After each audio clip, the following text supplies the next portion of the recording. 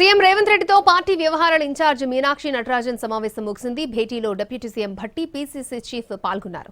ఎమ్మెల్యేల అనర్హత పిటిషన్స్ పై చర్చించారు. స్థానిక సంస్థల ఎన్నికలపై 3-4 ఆప్షన్స్ పై చర్చించారు.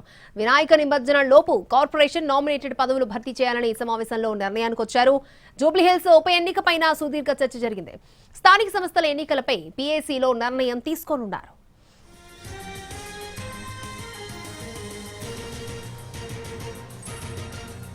సీఎం రేవంత్ రెడ్డితో పార్టీ వ్యవహారాల ఇన్ఛార్జ్ మీనాక్షి నటరాజన్ సమావేశం ముగిసింది. ఈ మీటింగ్ సంబంధించి లేటెస్ట్ అప్డేట్స్ మా ప్రతినిధి చారి మనకు అందిస్తారు. చారి, సీఎం రేవంత్ రెడ్డి నివాసంలో PCC chief Mahesh Goud, Meenakshi Natarajan, deputy CM Bhatti Vikramarka, మంత్రులు శ్రీధర్ బాబు, ఉత్తమ్ కుమార్ రెడ్డి భేటీ సుమారు 3 గంటల పాటు జరిగింది. ఈ సమావేశంలో ప్రధానంగా ఎమ్మెల్యేల అనర్హత పిటిషన్ కు సంబంధించినటువంటి వ్యవహారం మీద చర్చ జరిగింది. సుప్రీంకోర్టు ఆదేశాల ప్రకారం 3 నెలల్లో ఏదో ఒక నిర్ణయం తీసుకోవాల్సి ఉంటుంది స్పీకర్. కాబట్టి ఆ ప్రక్రియకు సంబంధించి ఎలాంటి వ్యూహాన్ని అనుసరించాలనేటువంటి అంశానికి సంబంధించి చర్చ జరిగింది.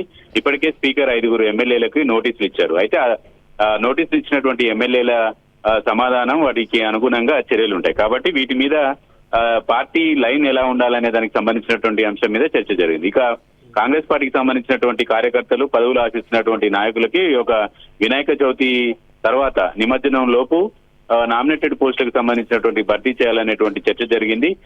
ఈ నిమజ్జనం లోపు కార్పొరేషన్లలో కానీ కమిషన్లలో కానీ ఖాళీగా ఉన్నటువంటి డైరెక్టర్ల పోస్టులన్నిటిని కూడా భర్తీ చేయాలనేటువంటి అభిప్రాయానికి వచ్చారు. ఇప్పటి వరకు అన్ని జిల్లాల నుంచి అభ్యర్థుల పేర్లకు సంబంధించినటువంటి జాబితా కూడా పార్టీకి వచ్చింది. వీటి మీద సుదీర్ఘంగా చర్చ జరిగింది. వీటితో పాటు సాధారణ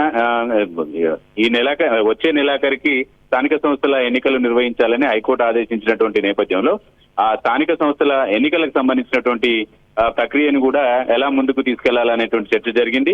2-3 ఆప్షన్స్ మీద కూడా ఈ సమావేశంలో చర్చ జరిగింది. వాటిని పీఎస్సీలో చర్చించి ఒక నిర్ణయం తీసుకునేటువంటి అవకాశం ఉంది. పార్టీ నిర్మాణంలో కూడా పార్టీ కమిటీలన్నింటినీ భర్తీ చేయాలనేటువంటి ఆలోచనతో ఉంది.